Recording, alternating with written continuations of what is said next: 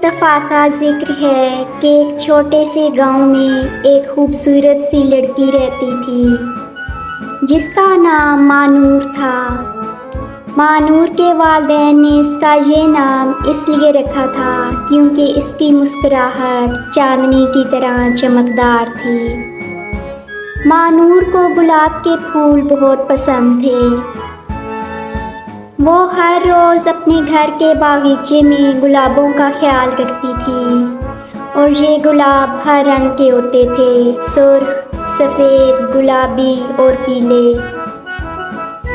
एक दिन जब मानूर अपने बागीचे में खेल रही थी, अचानक एक खूबसूरत परिंदा इसके सामने आया।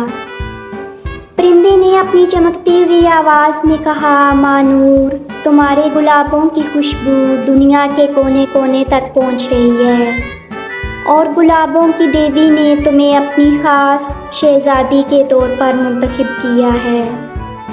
मानूर हैरान हुई और पूछा, गुलाबों की देवी कौन है?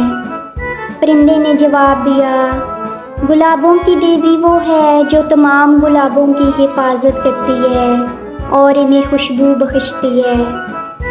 वो चाहती है कि तुम इसके साथ चलो ताकि तुम इसकी दुनिया में गुलाबों की शहज़ादी बन सको। मानूर ने सोचा और फिर मुस्कुराते हुए कहा, मैं अपने गुलाबों से और अपने वालिदैन से बहुत मोहब्बत करती हूँ, लेकिन मैं इन दोनों को अकेला छोड़कर नहीं जा सकती। परिंदे ने नरमी से कहा, फ़िक्र मत करो, तुम जहाँ जाओगी तुम्हारे वालिदैन हमेशा तुम्हारे दिल के करीब होंगे और तुम्हारे गुलाब कभी मुरझाएंगे नहीं। मानूर ने परिंदे की बात मान ली और इसके पीछे चल दी। परिंदा इसे एक खूबसूरत जादुई बाग में ले आया जहाँ हर तरफ गुलाब ही गुलाब थे। यहाँ के गुलाब बहुत बड़े और चमकदार थे। इनकी खुशबू हर तरफ फैली हुई थी। मानूर को इस बाग में देखकर सब गुलाब खुश हो गए। गुलाबों की देवी ने मानूर को अपनी दुनिया में खुशामदीद कहा और इसके आने का शुक्रिया अदा किया। फिर इसने मानूर को गुलाबों की शहज़ादी बना दिया। अब मानूर गुलाबों की दुनिया की हुक्मरान थी। इसने गुलाबों का बहुत ख्याल रखना शुरू कर दिया और वो बहुत हरे भरे और बहुत ज़्यादा खुशबूदार हो गए।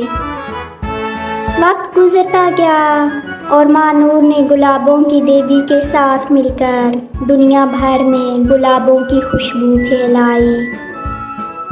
वो अपने वालिदैन को हमेशा अपने दिल के करीब महसूस करती थी और कभी कभार इनसे जाके मिल भी आती।